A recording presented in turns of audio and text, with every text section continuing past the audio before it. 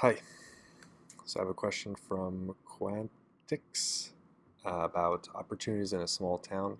So they're in a small town, roughly 20,000 people. They moved there for a new job. They noticed that there's some opportunities, possibly in clothing. They're thinking about buying things overseas, such as workout clothes and yoga pants, and then reselling them in their small town. They ran a Facebook ad and got 30 responses within a few days, and they spent $25. Now they're trying to figure out what to do next. Okay, so my first thing to think about is I think you need to do more research. Who are the customers? So talk to people, ask them what they do to solve the problem. You could go to a local gym, ask them where they got their workout apparel. So try to figure out how the people around you have solved this problem that you believe exists. And Lee Erickson, the director at Launchbox, what she recommends is you talk to enough people until you keep on hearing the same solutions over and over again. So that might be 10 people. After 10 people, you might all of a sudden realize that, yeah, there's no shops around here.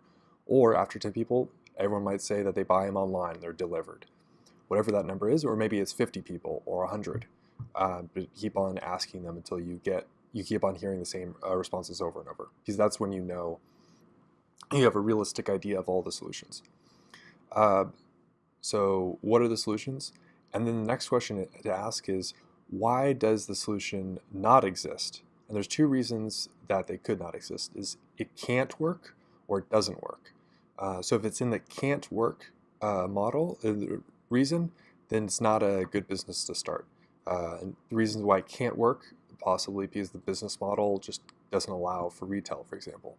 Or maybe there's laws that prevent you starting a new business in clothes. That doesn't work. But just an example.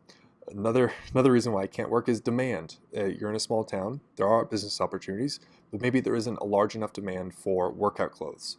That would be a reason why it can't work. The doesn't work category is that there's no solutions that exist now, and so people are looking for a solution, and so you can provide a solution.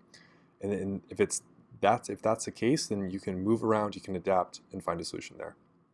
So after you figured out what the solutions are, why the solutions don't exist, then you can test. And what I would recommend, another user, they I guess just don't.